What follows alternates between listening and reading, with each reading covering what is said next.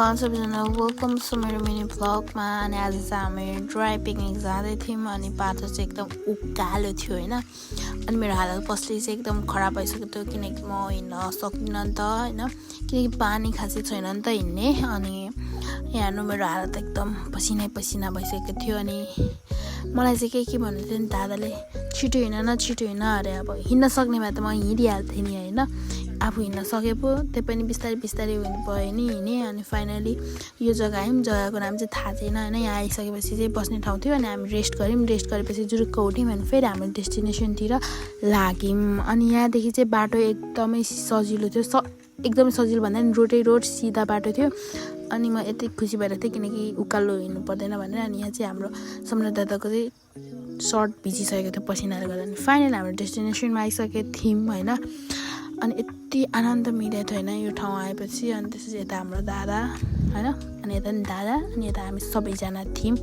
अनि यता चाहिँ हामी चटपटी बनाउँदै थियौँ, के भन्छ सामानहरू सबै बोकेर गएको थियौँ होइन। चटपटी बनाएर लगेको थिएनौँ किनकि ओसिन्छ भनेर। अनि यहाँ हामी चाहिँ भाडामै ल्याइदिएको थियौँ कि भुजा, अनि यता पुरी।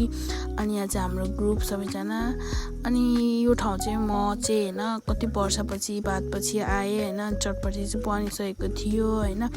अनि यहाँ चाहिँ एकदम सुनसान थियो, खासै मान्छे आउनु भएको थिएन किनकि अलिक जङ्गलतिर अलिक माथितिर एरियातिर पर्छ नि त। सो त्यही भएर एकदम खाली कोही पनि थिएन, हामी मात्र थियौँ, हाम्रो ग्रुप मात्र थियौँ। अनि यहाँ चाहिँ हामीले सबै खानेकुरा रेडी पारेर अनि यो पोखरीको साइडमा बस्ने ठाउँ थियो होइन, टक्क लगाएर बसेर होइन भाग लगाउँदै थियौँ। यता डिउस्यु, यता हाम्रो दादा होइन। अनि यस्तो वरिपरि देखाउँदै थियौँ होइन, दामी मजा आयो। अनि चटपटे खायौँ, उयो गऱ्यौँ, गफर्दै खायौँ होइन।